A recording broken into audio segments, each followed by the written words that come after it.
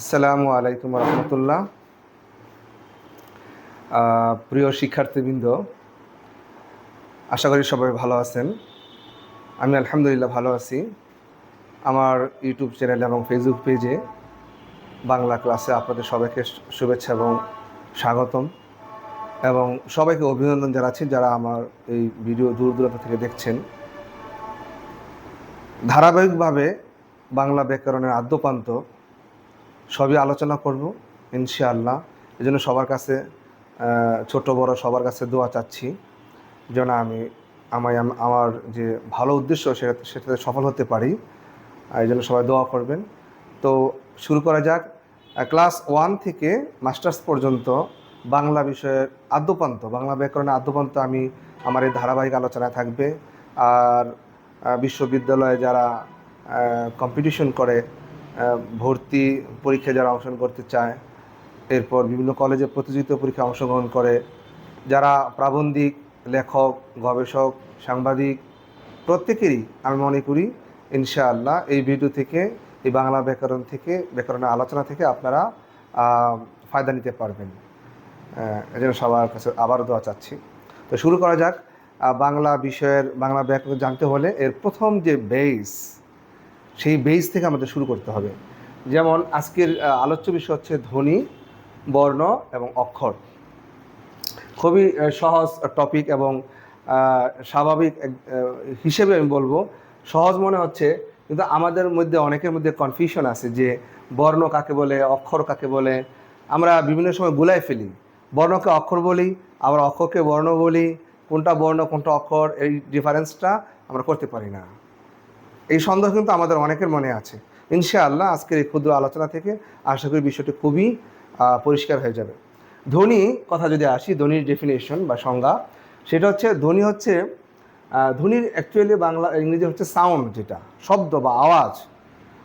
ধ্বনির সংজ্ঞা হচ্ছে অর্থবোধক আওয়াজ। বাংলা ভাষায় বা যে কোনো ভাষায় অর্থবোধক আওয়াজকে ধ্বনি বলে। আমি যদি বলি পানি, একটা আওয়াজ, এবং এই পানি শব্দের দ্বারা, এই আওয়াজের দ্বারা মানুষ একটা খাবার বা একটা পানীয়কে সহজে সে বুঝতে পারে, অনুমান করতে পারে। কিছু বলি নাপি, বাংলা ভাষায় নাপি বলতে কিছুই নেই।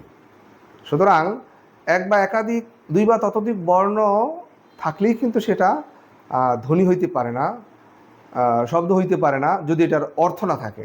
এজন্য অর্থবোধক আওয়াজকে ধ্বনি বলে। আবার বর্ণ কাকে বলে? বর্ণের ইংরেজি হচ্ছে লেটার।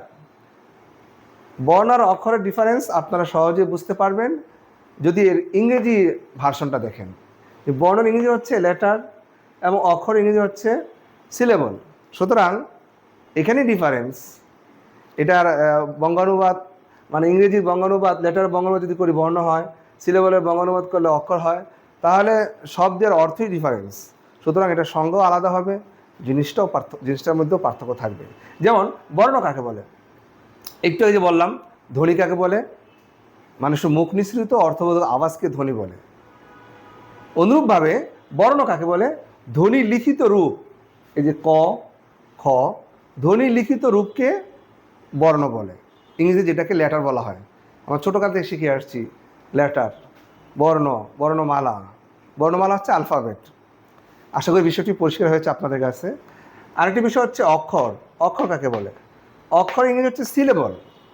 আপনারা অনেকেই মনোসিলেবল, ডায়াসিলেবল, পলিসিলেবল পড়ে আসছেন খুব ছোটোকালে, কিন্তু অক্ষর কাকে বলে এখন জিজ্ঞাসা করলে আপনি বলতে পারেন না।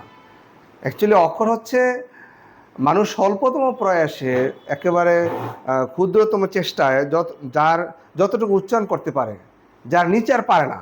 যেমন আমি যদি বলি ইস্পাহানি, এখানে বর্ণ আছে আপনার 1, 2, 3, 4, 5টি।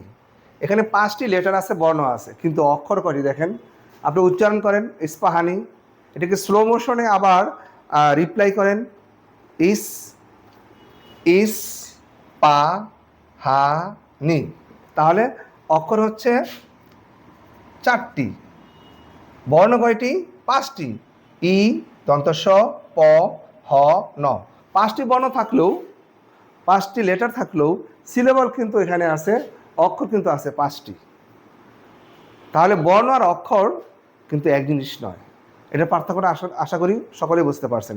যেখানে মানে স্বল্পতম প্রয়াসে যতটুকু উচ্চারণ করা যায় এটুকু হচ্ছে অক্ষর।